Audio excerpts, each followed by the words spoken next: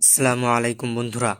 আজকে বৃহস্পতিবার আর এই ফুটবল প্রেমীদের জন্য আজকের দিনটি খুবই স্পেশাল হতে যাচ্ছে, কারণ আজকে গেমের ভিতরে আসতে যাচ্ছে বড় ধরনের মেইনটেনেন্স এবং সেই সাথে 9th অ্যানিভার্সারি ক্যাম্পেইনের ধামাকা সব আপডেট।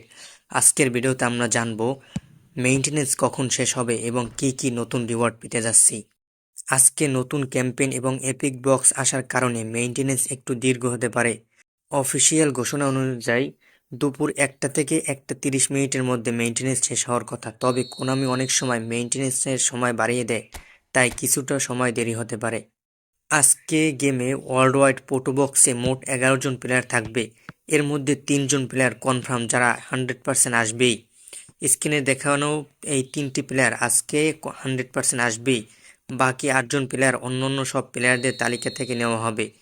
বর্তমানে ইন্টার মিলানের যে ক্লাব প্যাকটি আছে সেটি আজকে চলে যাবে। সামনে যেহেতু বিশ্বকাপ আছে, তাই খুব শীঘ্রই আমরা গেমে ব্রাজিল, আর্জেন্টিনা, ফ্রান্স, ইংল্যান্ডের মতো বড় বড় দলগুলোর ন্যাশনাল টিম প্যাক দেখতে পারি। যদিও কোনামি এখনও অফিসিয়াল কিছু জানায়নি, তবে আগামীকাল বা তার পরের সপ্তাহে এগুলো আসার প্রবল সম্ভাবনা রয়েছে। আজকে গেমের ভিতর শুরু হতে যাচ্ছে 9th অ্যানিভার্সারি ক্যাম্পেইন। এই ক্যাম্পেইন থেকে আমরা যা যা পেতে পারি, কোনামি অলরেডি কনফার্ম করেছে যে আমরা free show time player card পাবো।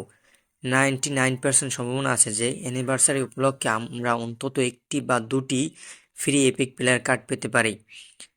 আজকে বেশ কিছু নতুন ইভেন্ট যুক্ত হবে, যা থেকে আমরা প্রচুর কয়েন এবং রিওয়ার্ড সংগ্রহ করতে পারবো।